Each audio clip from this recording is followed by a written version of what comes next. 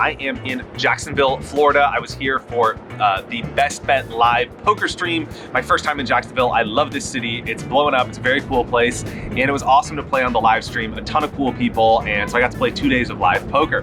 While I was out here, I also coached a client of mine who I got to work with in person. And we were focused on tournament strategy. He's getting ready for the WSOP and wants to play the main event. And so we talked about a common problem that a lot of my clients have that have come to me over the years. This is probably the most common problem I hear in tournament poker. And it's like, Alec, how do I win chips without cards? And what I mean by that is they come to me and they say, look, I'm really good at the early stages of tournaments. So day one, for example, or early few levels, I accumulate chips. I always do pretty good. Then I get to the mid stages, I'm okay, but then the blinds go up, maybe I lose a pot or two, I get card dead in the middle stages. Somehow everyone seems to get card dead in the middle stages, let me know if that's you. And so they get card dead in the middle stages, 2, 3, 4 hours goes by, the blinds go up, and the next thing you know, they're short stacked, they get to the late stage, they bust out, and they either don't cash or they barely just cash, but they can never seem to break through and get to that make a deep run, right? So it's always that, 50th to 60th percentile of the tournament where things get sticky and they don't have a way to win. So what I worked on with my client today was like, how do you accumulate chips and win pots without cards?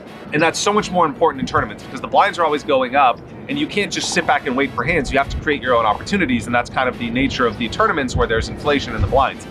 So there's a lot of spots to do this that we covered, but I want to share one with you today. And that's basically like, in tournaments, you want to look for situations where you have more chips than your opponents because you can bust them and they can't bust you.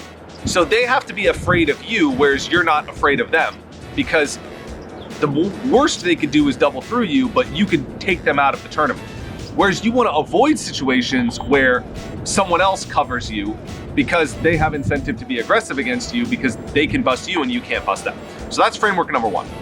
Framework number two is you want to be looking for opportunities to target stacks. Let's say you have like 50 big blinds. Blinds are 500, 1K, you have 50,000 in chips.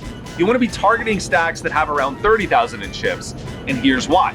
You want to be looking for opportunities where like they raise pre-flop to 2,500 and you're coming in for a 3-bet to like 7,000 to 8,000.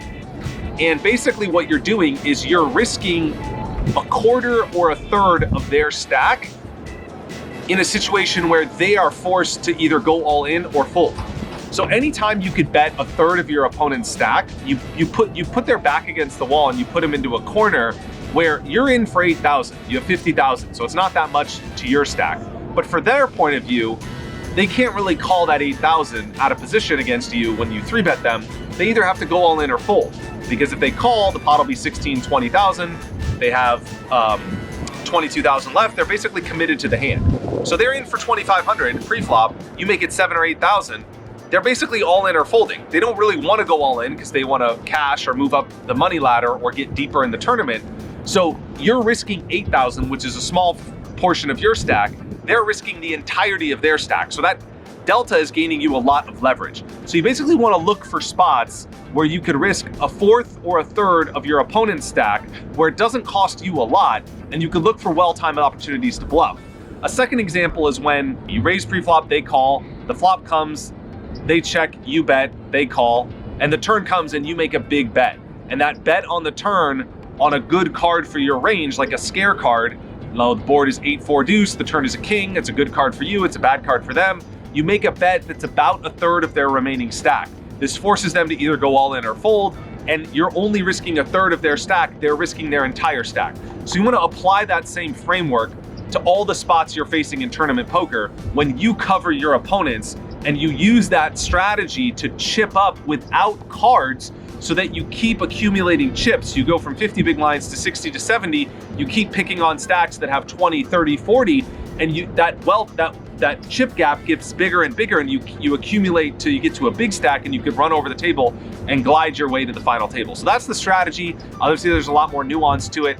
I hope that takeaway helped you. I'm working with clients on a poker road trip I'm taking, so if you want to work with me, hit me up in the description below. Just DM me on social media at Alec Torelli, or Go to consciouspoker.com, apply for coaching, or just respond to the welcome email. It goes directly to me. Subscribe to this channel if you want more awesome content. I hope this video helped you. I'll see you next time in Jacksonville. This was an awesome trip, and thanks for your attention, guys. See you in the next video. Cheers.